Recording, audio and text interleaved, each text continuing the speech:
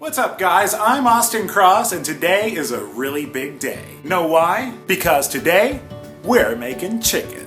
Let me explain. In many ways, chicken is the ideal meat. It's cheap, it tastes great, and you can do so many things with it. I could probably do a whole series on chicken. Matter of fact, I will do a series on chicken. This is episode 1 of our chicken series, and today, we're doing it Mongolian style. Everyone has a different way of doing Mongolian style, but mine has something for everyone, and even the pickiest eaters will still like it. It's tasty, it's fast, and for $10, you serve 4 people. Double date, anyone? Mongolian chicken goes great with a side of rice, or you can sprinkle it on top of a salad. Let's get started. You're going to need boneless, skinless chicken thighs, a can of pineapple chunks, soy sauce, toasted sesame oil, ground ginger, cayenne pepper, garlic powder, onion powder, honey, a white onion, and some fresh green onions. Of course, you'll need a pan, so you can choose this regular pan or this grill pan. The choice is yours! I'm gonna choose the grill pan. Oh man! Let's start with your chicken thighs. I've got a cutting knife, and I'm going to go ahead and cut them in half like this. Once they're cut in half, you can set it off to the side. This is about a pound of thighs. This should happily feed 2 people. Next, we're going to get the thighs and we're going to go ahead and put them in this bag right here. So I love Ziploc bags. I love them because not only does it make marinating so much easier, but it makes cleanup a snap. And there they are. I've added 4 chicken thighs to this bag, and now it's time to season. We're going to get our cayenne pepper, and the easiest way to do this without resorting to using measurements is just think of it as you're covering one side of the chicken with one shake and the other side with the other. We put in 8 separate pieces of chicken, which means that we're going to need to do this about 16 times.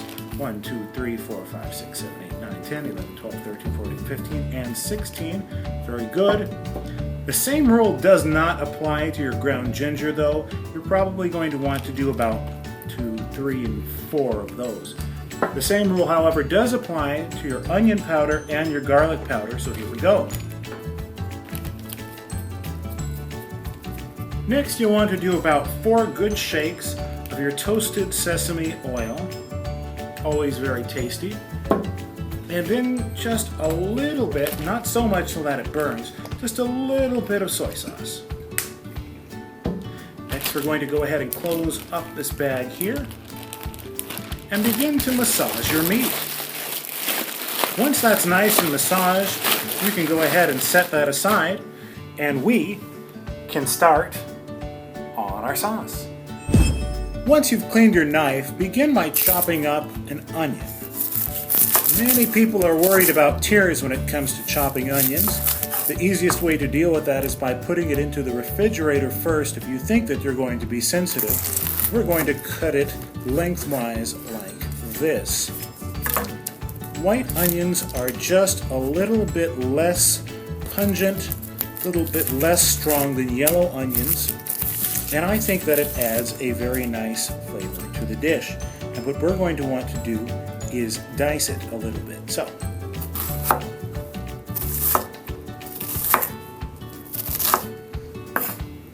and prepare this to be added to our sauce.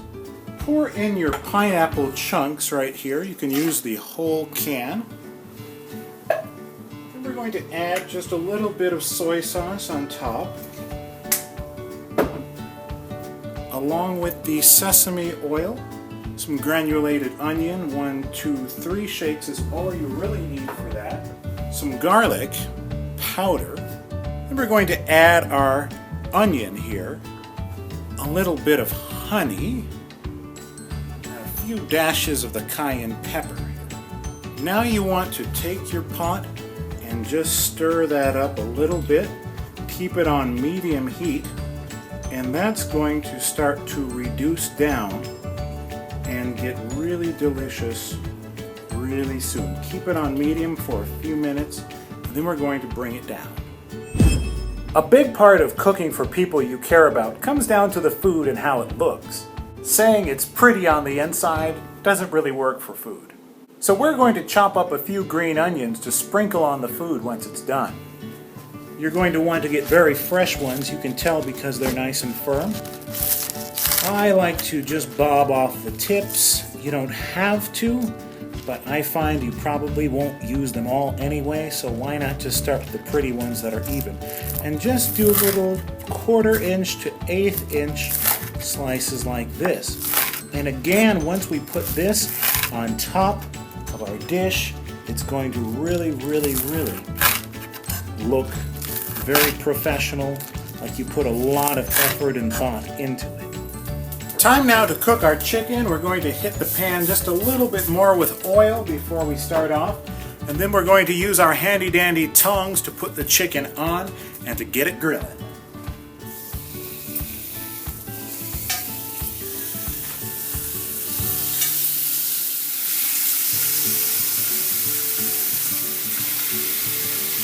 We're going to let that cook for a few minutes, and then we're going to come back. It's been about 5 minutes now, and we're going to flip our chicken. At this point, I'd recommend you turn down the heat to about medium and let it set for a few more minutes.